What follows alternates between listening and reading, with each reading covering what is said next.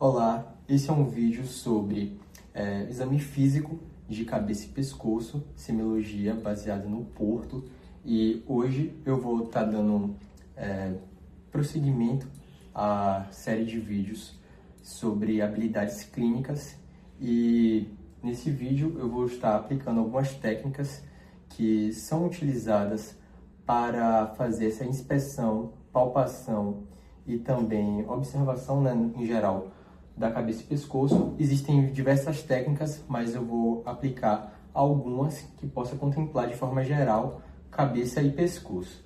E hoje Deborah está aqui me auxiliando nesse vídeo. Primeiro, quando você entrar na estação, a primeira coisa que você tem que fazer é higienizar as mãos. Então sempre vai ter um álcoolzinho lá, né? Como por exemplo esse, ou um álcool em gel. Você vai passar na mão, vai limpar, fazer a higienização, vai cumprimentar o paciente, né? Falar: olá, meu nome é Davi, sou estudante de medicina, e perguntar o nome do paciente, né? Sempre mantendo a educação. Você pede permissão para explicar o procedimento. Nesse caso eu explicaria, né, que esse é um exame de cabeça e pescoço, e peço autorização para poder tocar em você. Aí o paciente consente, nesse caso Deborah está consentindo, e aí você vai começar. Primeira etapa seria a inspeção do couro cabeludo.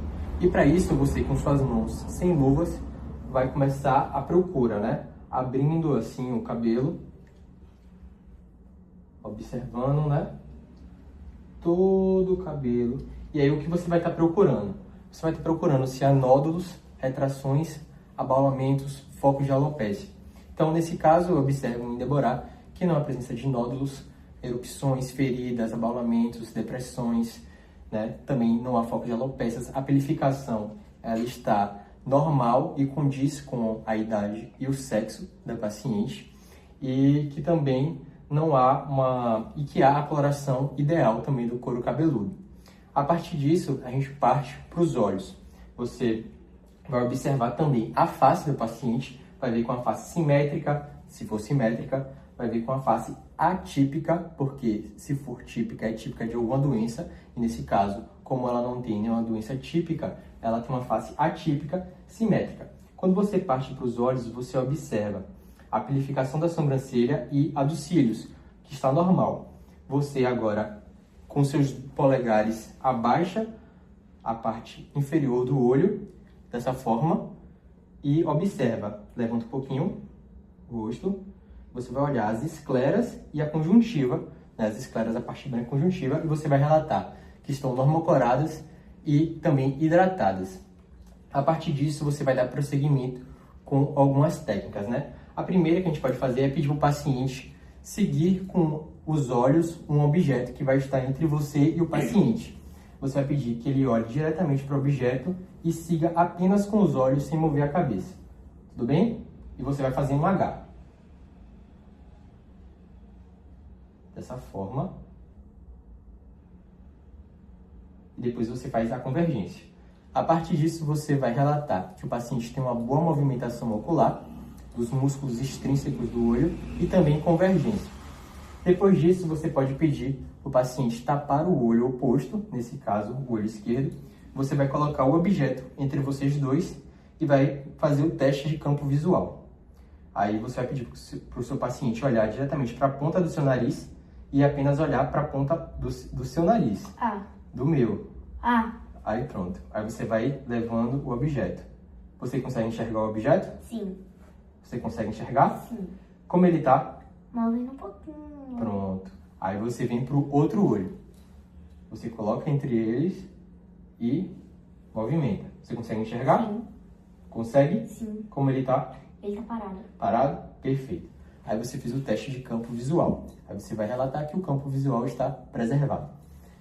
Agora, outro teste ocular é o teste de fotorreatividade. Você, com uma lanterna, vai ligar a lanterna ao lado do olho do paciente, sem ainda aplicar, e vai fazer rapidamente o movimento. E vai observar a contração pupilar. Nesse caso, houve a contração, e aí você vai testar no outro lado também. Olhando para mim. Perfeito. As pupilas estão isocóricas, né? Elas estão contraindo ambas, e aí a gente pode fazer também o teste de fotorreatividade consensual. O que eu fiz agora foi direto. Você vai colocar a sua mão tapando a visão dos dois olhos, né? E vai aplicar a luz no olho, no caso esquerdo, e observar o direito, e a luz no esquerdo e observar no direito e observar o esquerdo. Ele tem que contrair também. Perfeito.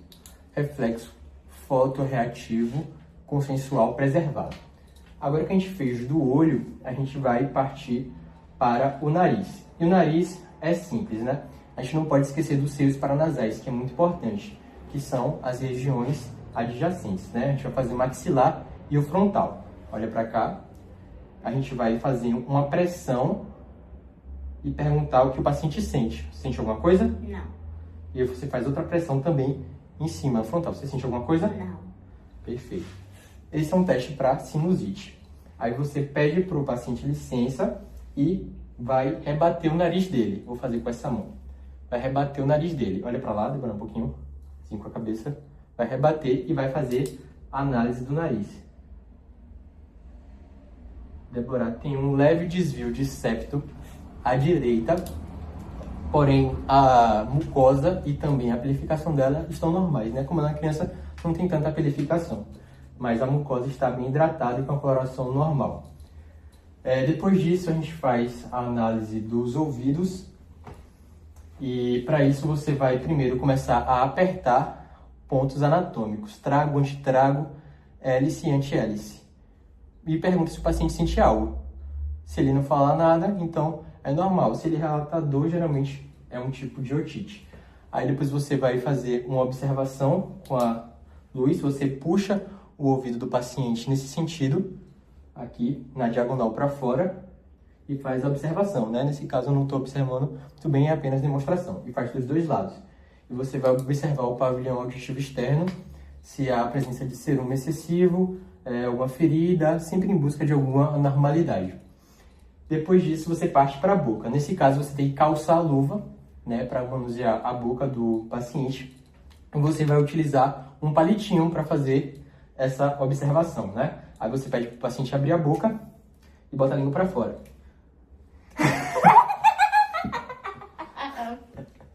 Nesse caso, com palitinho, né? Aí... Peraí, Débora.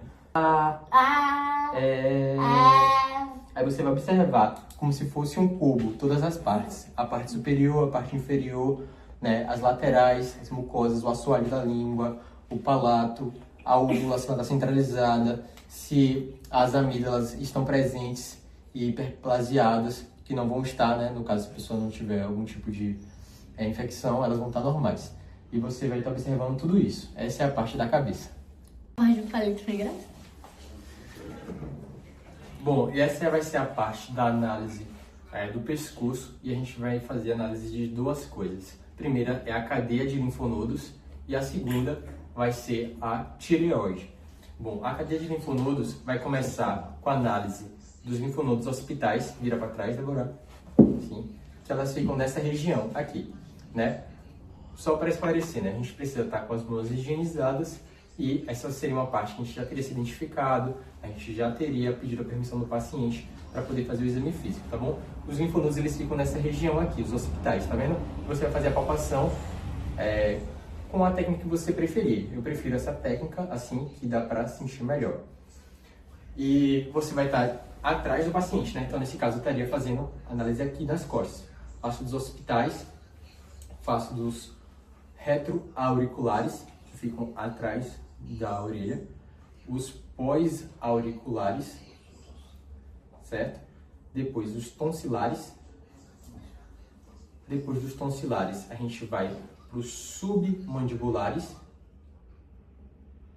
e depois para os submentonianos, que ficam aqui abaixo do queixo. Depois a gente vai utilizar o externo cleidomastoide como ponto de referência anatômico para a gente fazer análise dos linfonodos cervicais anteriores e dos cervicais posteriores. Depois deles, a gente vai analisar aqui na clavícula, né, os supraclaviculares e os infraclaviculares, certo? E da tireoide, você vai pedir para o paciente deglutir, engole. Como o Débora é uma criança, é mais difícil fazer a palpação também, né? E também a análise da proeminência laríngea.